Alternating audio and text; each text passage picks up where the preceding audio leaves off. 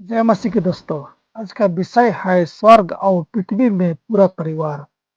इस ऋतवा या त्रिएक में अनंत पिता शामिल है, जो एक व्यक्तिगत आध्यात्मिक सर्वशक्तिमान सर्वव्यापी सर्वज्ञ अनंत ज्ञान और प्रेम से परिपूर्ण है। प्रभु यीशु मसीह शामिल है, जो सस्वता पिता के पुत्र, जिनके द्वारा सभी चीजों की सृष्टि हुई और जिनके द्वारा बचाए गए लोगों का उद्धार होगा।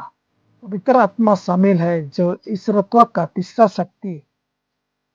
तीसरा व्यक्ति उद्धार के कार्यों में महान पुनर्जीवन शक्ति है। यीशु मसीह साक्षात ईश्वर है, जो स्वतः पिता के समान स्वभाव और सार का है।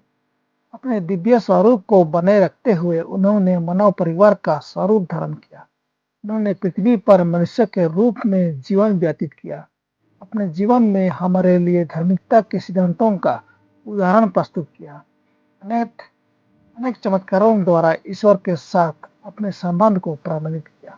क्रूस पर हमारे पापों के लिए प्राण त्यागा, मृतकों में से जी उठा और पिता के पास स्वर्गारोहण किया, जहाँ वह सदा हमारे लिए मध्यस्थ करता रहता है। परमेश्वर ही अमर है। पहला तीमुथियुस 6:16। नश्वर मनुष्य का स्वभाव स्वाभाविक रूप से पापी और नश्वर है। अनंत जीवन मसीह में विश्वास के द्वारा परमेश्वर का वरदान है। रोमियो 6:23। जिसके पास पुत्र है उसके पास जीवन है। पहला यूहन्ना 5:12। मसीह के दूसरे आगमन पर धर्मी लोगों को अमरता प्रदान की जाएगी, जब धर्मी मरे हुए लोग कब्र से जी उठेंगे और जीवित धर्मी लोग प्रभु से मिलने के लिए उठाए जाएंगे। अब विश्वास योग्य गिने जाने वाले लोग अमरता धारण करेंगे। पहला कुरिन्थियों 15:51-55। ईश्वरत्व या त्रिएक पिता पुत्र और पवित्र आत्मा, ये तीन अलग अलग माध्यम मिलकर मनुष्यों के लिए कार्य करती हैं। वे पृथ्वी पर स्थित कलीसिया स्वर्ग की कलीसिया के समान बनाने के कार्य में एकजुट हैं। वे स्वर्ग के संसाधनों को उन लोगों के लिए उपलब्ध कराते हैं जो इन आध्यात्मिक खजानों की सराहना करेंगे और उन्हें दूसरों तक पहुंचाएंगे। तथा परमेश्वर की महिमा की शक्तियां मनुष्यों के साथ गुणन की योजना पर कार्य करती हैं। मसीह वचन परमेश्वर का एकमात्र पुत्र स्वतः पिता के साथ एक था।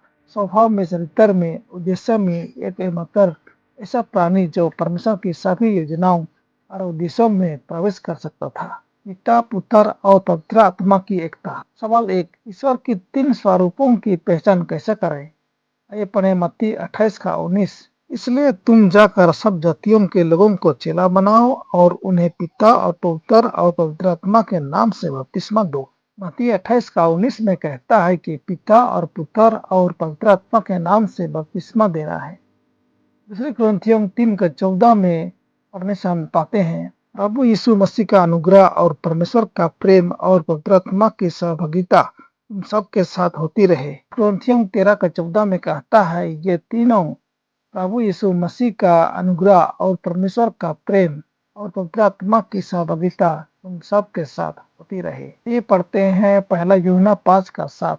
और यह आत्मा है जो गवाही देता है, क्योंकि आत्मा सत्य है। पहला यूहन्ना 5:7 में कहता है, और यह आत्मा है जो गवाही देता है, क्योंकि आत्मा सत्य है। सवाल 2, यद्यपि ईश्वर में तीन व्यक्ति हैं, बाइबल में उनका प्रतिनिधित्व कैसे किया गया है?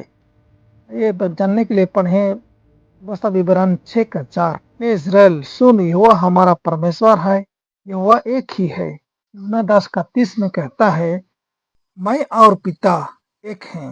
इफिसियों 4:5 और 6 में कहता है, यह कहता है, एक ही प्रभु है, एक ही विश्वास, एक ही बपतिस्मा और सबका एक ही परमेश्वर और पिता है, जो सबके ऊपर और सबके मध्य में और सब में है।